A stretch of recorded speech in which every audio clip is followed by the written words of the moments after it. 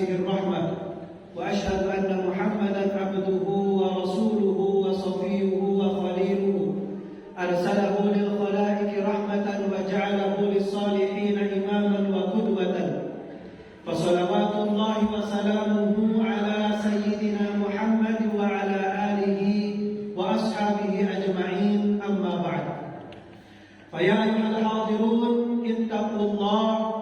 اتقوا الله حيثما كنتم واتقوه لعلكم ترحمون فقد قال الله تعالى في كتابه الكريم وهو أصدق القائلين وبعد أعوذ بالله من الشيطان الرجيم بسم الله الرحمن الرحيم يا أيها الناس اتقوا ربكم الذي خلقكم من قبلكم وقال رسول الله صلى الله عليه وسلم من يأخذ عني هؤلاء الكلمات فيعمل بهن أو يعلم من يعمل بهن قلت أنا يا رسول الله عد خمسا اتق المحارم تكن أعبد الناس وارض بما قسم الله لن تكن أغنى الناس وأحسن إلى جارك تكن مؤمنا وأحب للناس ما تحب لنفسك تكن مسلما ولا تكثر الضحك فإن كثرة الضحك تميت القلب صدق الله العظيم وصدق رسوله النبي الكريم ونحن على ذلك من الشاهدين والشاكرين والحمد لله رب العالمين. Hadirin sidang Jumat yang sama-sama mengharapkan ridhonya Allah Subhanahu wa taala.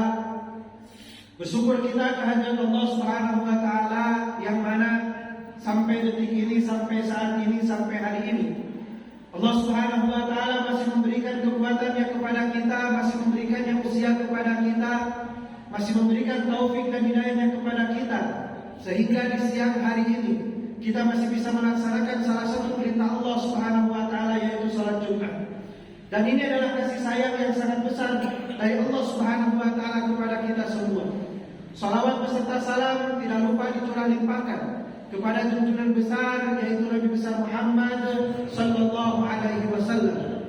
Tidak lupa kepada keluarganya, kepada para sahabatnya, kepada tabi'in, atba tabi'in, dan mudah-mudahan wabil khusus kita yang hadir di dalam majelis yang mulia ini dijadikan sebagai umatnya baginda Rasulullah sallallahu alaihi wasallam yang akan mendapatkan syafaat dan ujma pada hari kiamat nanti. Amin ya Allah ya rabbal alamin. Hadirin sidang Jumat rahimakumullah, sebuah nasihat daripada baginda Rasulullah sallallahu alaihi wasallam kepada Abu Hurairah radhiyallahu taala anhu, yang mana hadis ini pun diriwayatkan oleh Abu Hurairah radhiyallahu taala anhu. Abu Hurairah radhiyallahu taala anhu berkata, qala Rasulullah sallallahu alaihi wasallam, dan Rasulullah sallallahu alaihi wasallam telah bersabda. Dan Rasulullah sallallahu alaihi wasallam menanyakan kepada sekumpulan para sahabat yang mungkin pada waktu itu berkumpul bersama baginda Rasulullah sallallahu alaihi wasallam di Masjid Nabawi, yang sedang mengadakan ta'lim, yang sedang mengadakan belajar bersama baginda Rasulullah sallallahu alaihi wasallam.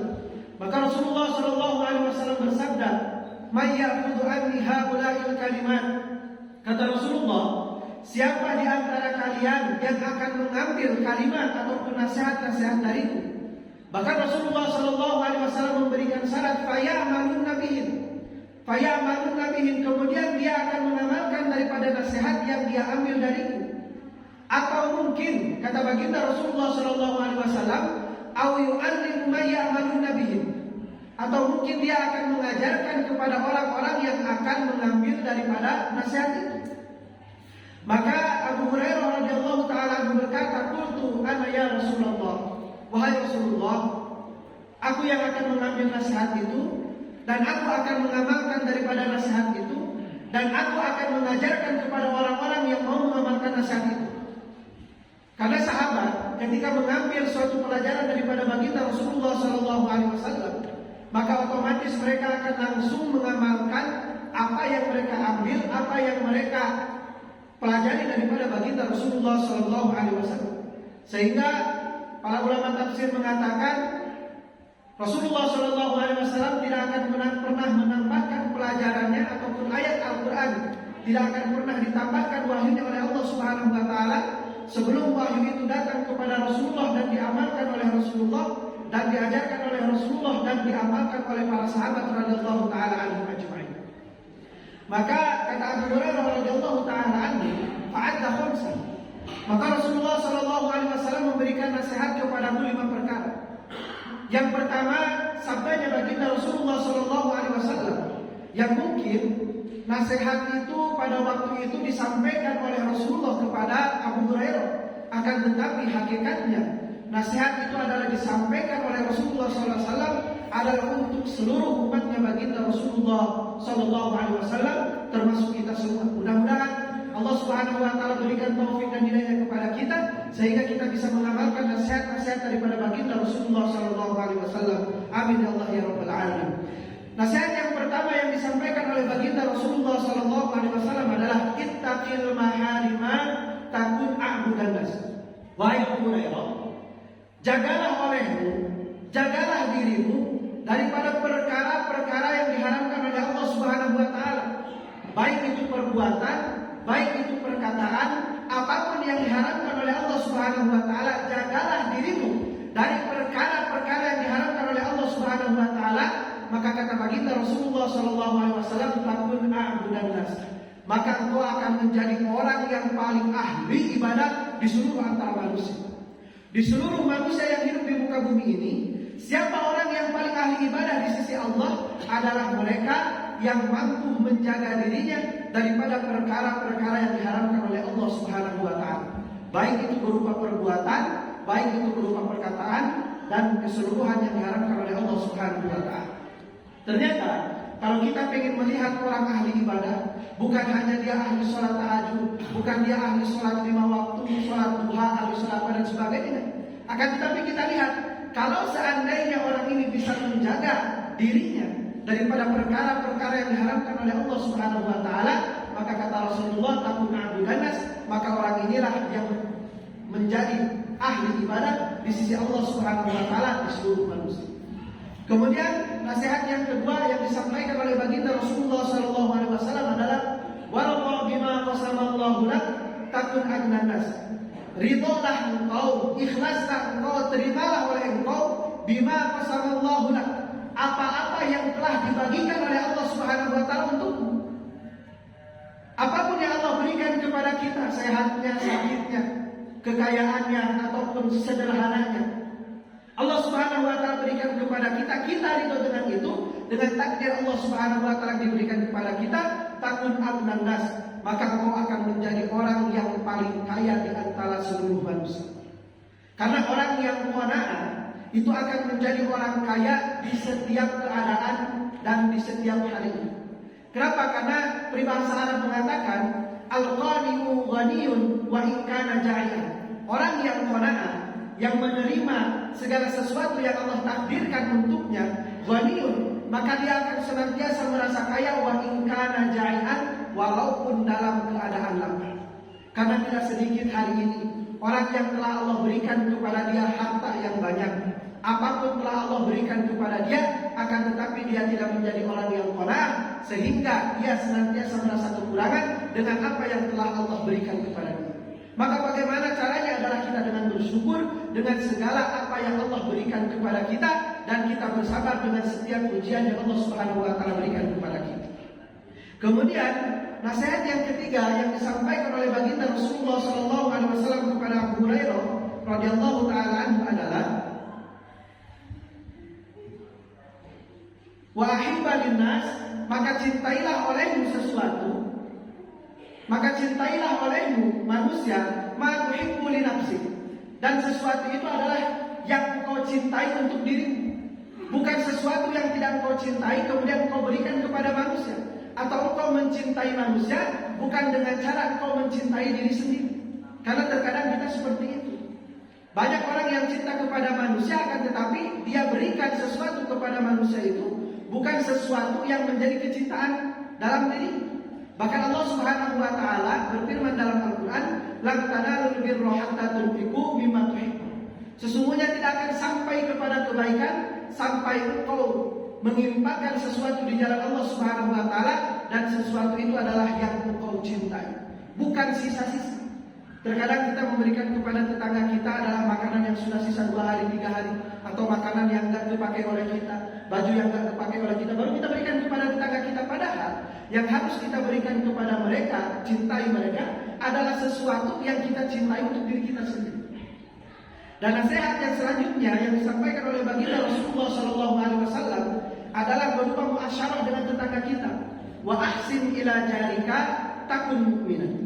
Maka berbuatlah baik engkau kepada tetanggamu, maka baru engkau akan diakui sebagai orang yang beriman, yang mukmin di sisi Allah Subhanahu wa taala. Maka hati-hati kalau masih ada tetangga kita yang merasa keganggu dengan perilaku kita, masih ada yang tidak merasa tenang dengan perbuatan kita, bahkan dia merasa tidak tenang dalam hidupnya karena bertetangga dengan kita, maka jangan harap kita mau diakui oleh orang mukmin di sisi Allah Subhanahu wa taala pada hari kiamat nanti. Katakan baginda Rasulullah sallallahu alaihi wasallam, wa ahsin ila jarika takun mu'minan. Maka berbuat baiklah engkau kepada tetangga engkau, barulah engkau akan diakui sebagai orang yang mukmin, yang beriman di sisi Allah Subhanahu wa taala pada hari kiamat nanti. Kemudian nasihat yang terakhir yang disampaikan oleh baginda Rasulullah sallallahu alaihi wasallam kepada Abu Hurairah radhiyallahu taala anhu adalah wala tusiruddahka. Dan jangan engkau memperbanyak tertawa ketika engkau hidup di dunia. Tertawa yang berlebihan, tertawa yang diundang oleh kebohongan. Kalau seandainya tertawa itu bukan disampaikan ataupun bukan didapatkan daripada kebohongan, maka itu tidak mengapa. Dan tertawa yang tidak berlebihan juga itu tidak mengapa. Ini adalah tertawa yang terlalu berlebihan, dan tertawa itu didapatkan daripada kebohongan, maka jangan kita memperbanyak tertawa seperti ini. Kenapa? Fa inna kathratad dhahki tumitul qalb. Karena sesungguhnya orang yang banyak tertawa ketika hidup di dunianya ini, tumitul qalb, akan mematikan hatinya. Banyak tertawa terlalu berlebihan, dan tertawa yang didapatkan dari kebohongan itu akan mematikan hati kita. Dan apa resiko daripada ketika hati kita sudah mati? Ketika hati kita sudah mati dan ditutup oleh Allah Subhanahu wa taala, maka tidak sedikit manusia yang tidak bisa menerima kebaikan dan nasihat daripada orang lain. Maka apabila kita ingin melihat hati kita, sejernih apa hati kita, sebersih apa hati kita, maka kita lihat ketika ada orang yang memberikan nasihat kepada kita, maka hati kita menerima atau tidak. Karena terkadang apa yang dibicarakan oleh orang lain kepada kita, nasihat yang disampaikan oleh orang lain kepada kita, kemudian hati kita merasa, dan kita terkadang merasa sakit, justru itulah nasihat untuk kita. Kenapa? Karena obat akan berpengaruh kepada penyakit kalau obat itu sesuai dengan penyakit itu. Maka ketika ada orang yang menyampaikan nasihat kepada kita, dan hati kita merasa dengan nasihat itu, justru itulah nasihat untuk kita. Maka mudah-mudahan Allah Subhanahu wa taala berikan taufik dan hidayahnya kepada kita, sehingga kita bisa mengamalkan nasihat-nasihat daripada baginda Rasulullah SAW dalam setiap saat dan keadaan. Kita bisa mengamalkan perintah-perintah Allah Subhanahu wa taala sesuai dengan contoh yang dicontohkan oleh baginda Rasulullah SAW. Amin ya Allah ya rabbal alamin. Barakallahu li wa lakum fil ayati wa dzikril hakim. Wa taqabbalallahu minna wa minkum tilawatahu innahu was-sami'ul 'alim.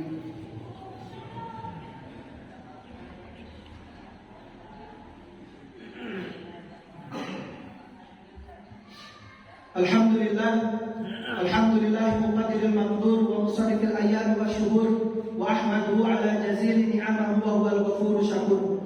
Asyhadu an la ilaha illallah wahdahu la syarika lah, lahul mulku wa lahul hamdu wa huwa ala kulli syai'in qadir. Wa asyhadu anna Muhammadan abduhu wa rasuluhul basyirun nadhir wa sirajul munir. Wa salawatullahi wa salamuhu ala sayyidina Muhammad wa ala alihi wa ashabihi ajma'in ila al-ba'thi wan nusur, amma ba'd. فيا أيها الحاضرون اتقوا الله حق تقاته ولا تموتن إلا وأنتم مسلمون. فقد قال الله تعالى في كتابه الكريم وهو أصدق القائلين، وبعد أعوذ بالله من الشيطان الرجيم بسم الله الرحمن الرحيم إن الله وملائكته يصلون على النبي يا أيها الذين آمنوا صلوا عليه وسلموا تسليما. اللهم صل وسلم وبارك على سيدنا محمد وحبيبنا وشفينا ومولانا محمد وسلم وبارك عليه يا الله يا رب العالمين.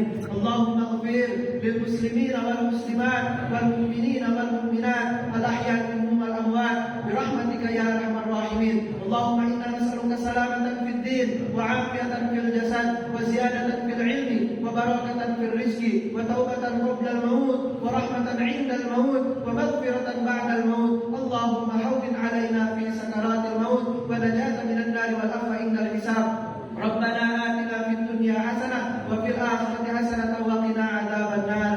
عباد الله، إن الله يأمر بالعدل والإحسان وإيتاء ذي القربى وينهى عن الفحشاء والمنكر والبغي يعظكم لعلكم تذكرون. ولذكر الله تعالى